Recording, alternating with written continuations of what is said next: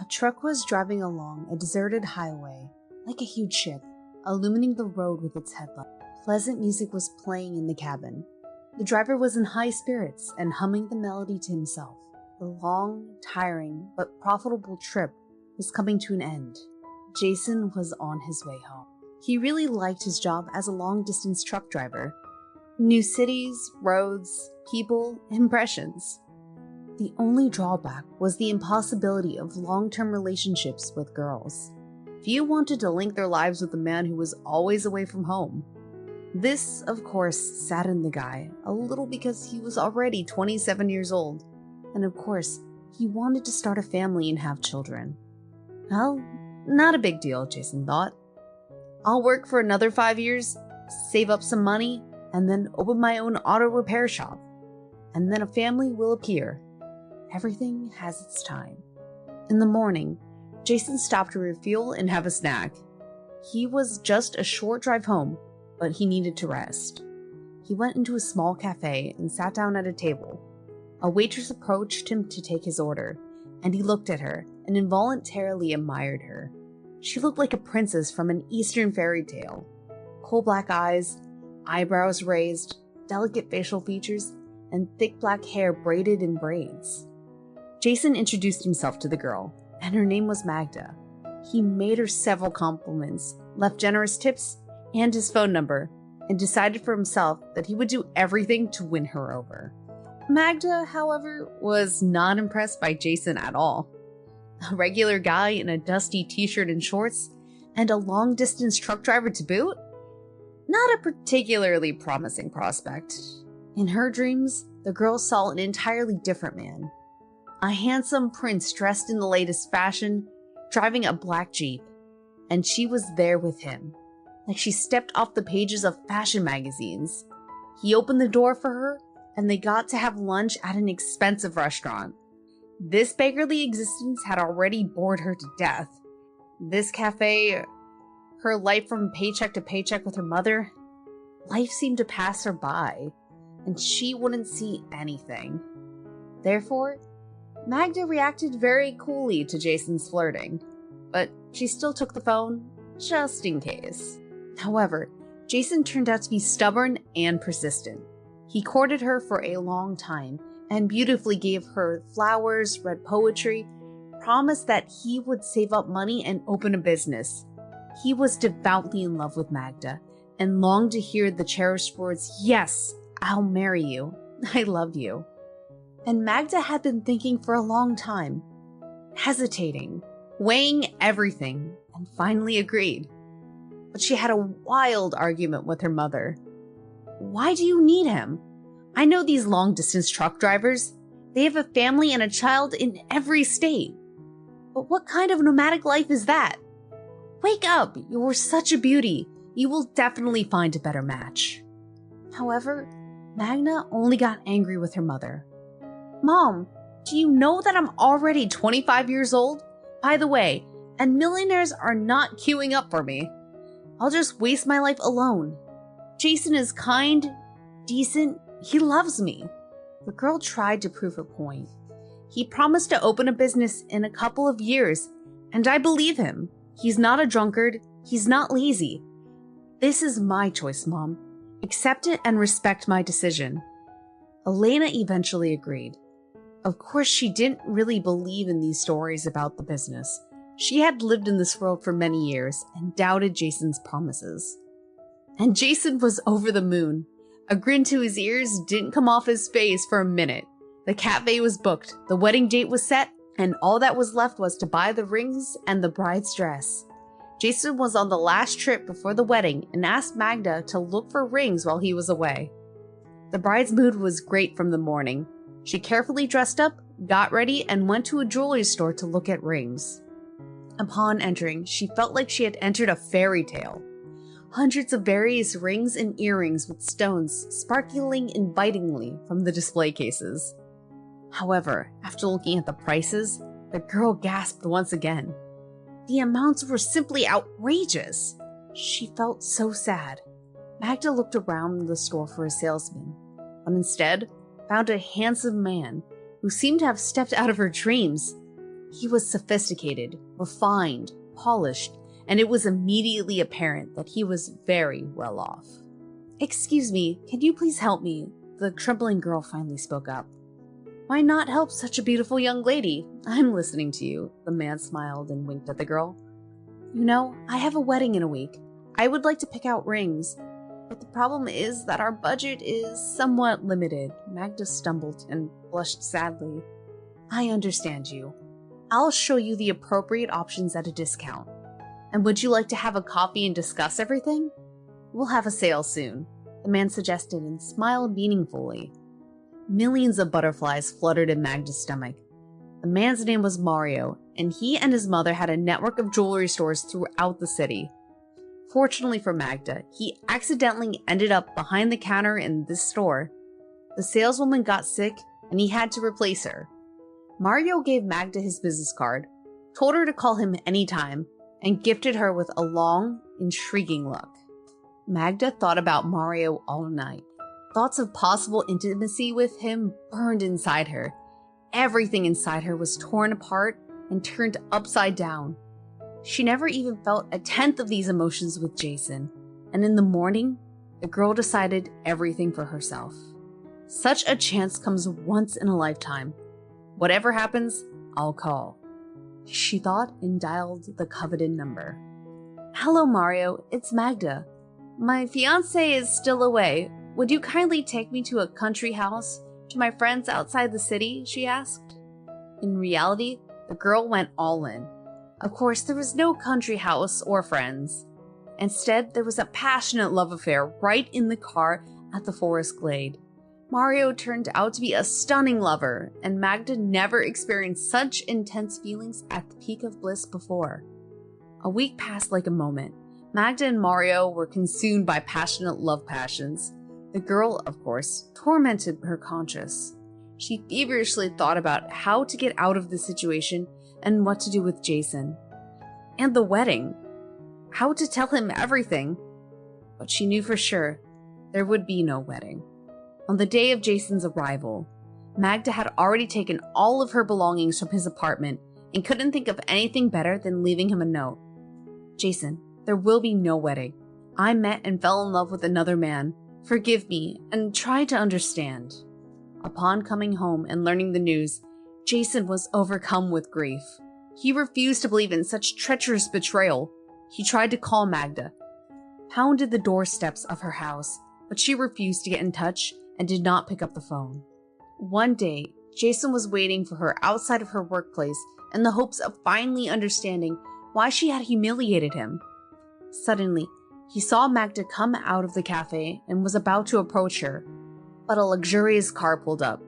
Magda got in, passionately kissed her companion, and they drove off, laughing merrily. Jason silently got into his car and went home.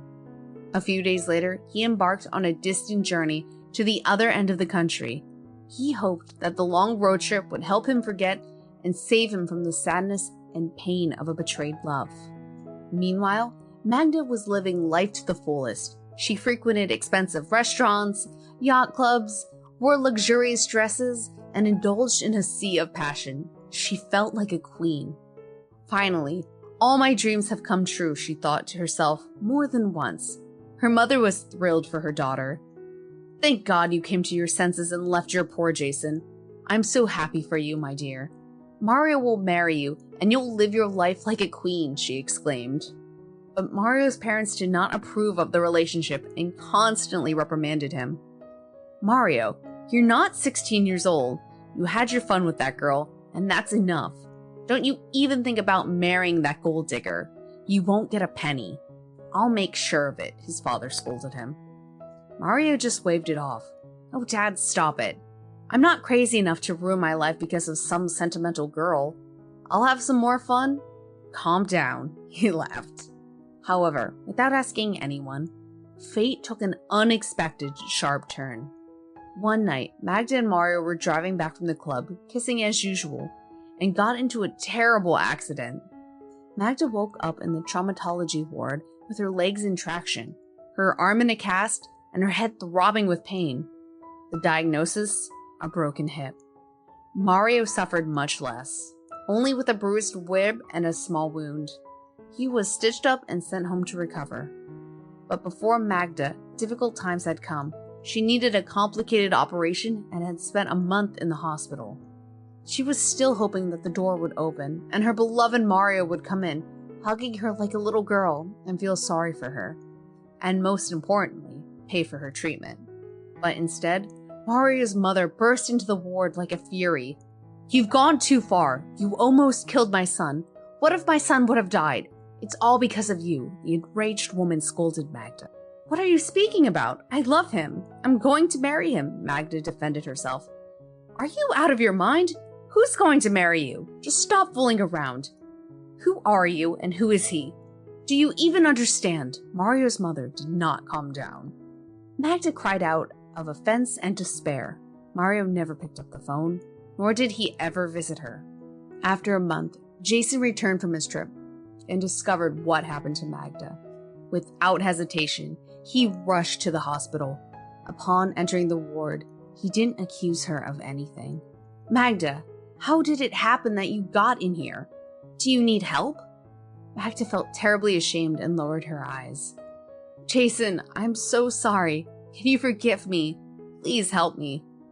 Jason began visiting her at the hospital and paid for her treatment. He visited her at home every day, brought her delicious hot food, and brewed rosehip tea in a thermos with love, hoping Magda would recover more quickly. His friends teased him. "Are you crazy, Jason? She humiliated you, and you're bringing her pies? You'll regret it." Jason understood it intellectually, of course, but he couldn't shake the love he felt for Magda from his heart. When they were together, watching a movie or taking a walk in the autumn park, his heart sang with happiness. Thanks to Jason's care and attention, Magda recovered in 3 months. She felt good, calm, and safe with him. But every time she thought of the scoundrel Mario, a warm sensation spread in her lower abdomen, and her heart beat wildly. Jason had spent all of his savings on Magda's treatment, and with his money running out, he planned his next trip by truck.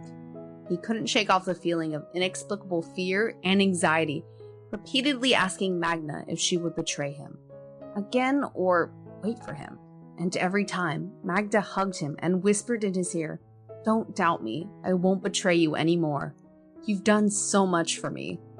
Finally, Jason left feeling relatively calm and believing in Magda. Although he was afraid she would leave him again, he still hoped she had changed and would spend her life with him. A few days after Jason's departure, Mario found Magda. He learned that she had recovered and immediately went to her house. Without giving her time to think, he slipped inside and pressed her against the wall with his whole body, whispering hotly in her ear, "I missed you so much, my sweet. And you?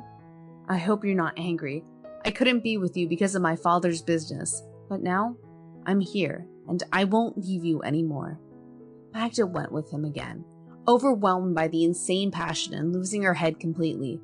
They went to an expensive hotel, where there was plenty of champagne, flowers, and intense emotions. They met again and again, but Mario didn't offer anything, didn't apologize, and Magda understood that he was using her. But as soon as he touched her, she no longer belonged to herself. Jason was returning home when his friend called him. Jason's heart unpleasantly squeezed in a bad premonition. "I don't want to upset you, my friend, but your Magda is cheating on you. She has no conscience. Yesterday, I saw her with her ex. They went to a hotel, laughing and happy. He was holding her waist and she was kissing him. I told you, Jason, to give up on this idea. She's not the one for you. Do you understand? She's a kept woman and a party girl. If you want to be mad at me, go ahead, but you're a complete fool, Jason. That's my opinion." Jason hung up the phone silently, turned off the engine, got out of his car, and fell onto the grass in the middle of the field. He cried, lying on the ground for a very long time. The only thought pulsating in his head was, why? After calming down, he called Magda. She was chirping on the phone, saying how much she missed him and waited for him. And when she asked him when he would be back, Jason was astonished by her treachery and audacity. He abruptly cut her off and said, You're so ungrateful, you wretch. I know everything, and I hate you. Jason hung up in anger. As for Magda, she was a little upset that she got caught cheating, of course. She understood that Mario could leave her again, but Jason, the simpleton, would do anything she wanted. However, she didn't know how to make long-term plans. She was living at the moment, and today was good with Mario. What will happen tomorrow will happen tomorrow. What if Mario marries me?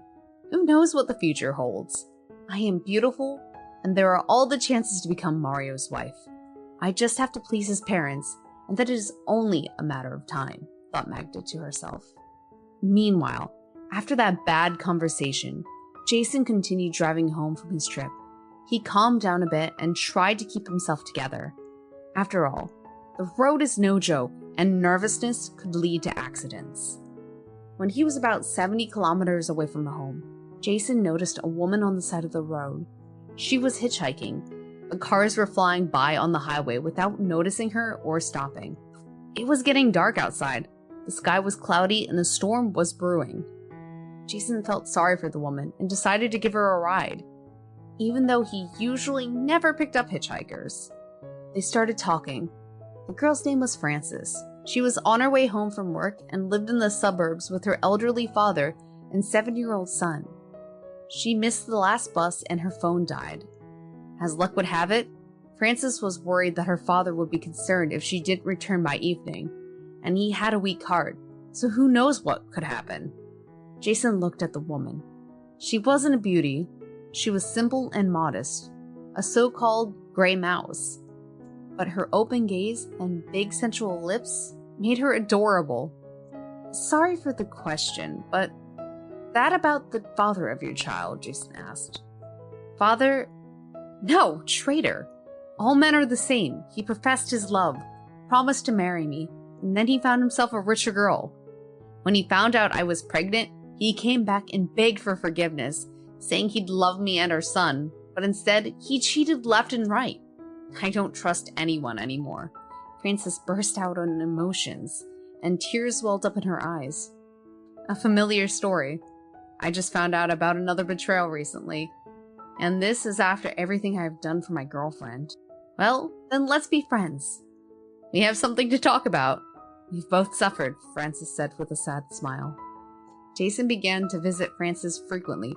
He and her father immediately found common ground.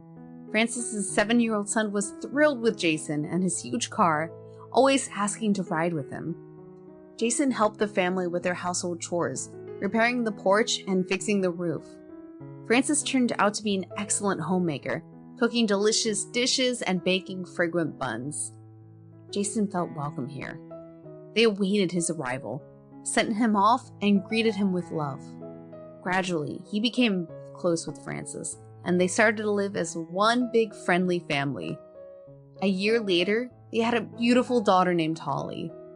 Jason decided to sell his apartment and open an auto repair shop to be close to his family. On his way to the notary to finalize the documents, he looked into the cafe where he once met Magda. With a nostalgic ache, he ordered coffee and sat down at a table. A cleaning lady was working between the tables. She was unkempt, with obvious signs of alcohol abuse on her face. Something about her seemed familiar to Jason, and he desperately tried to remember.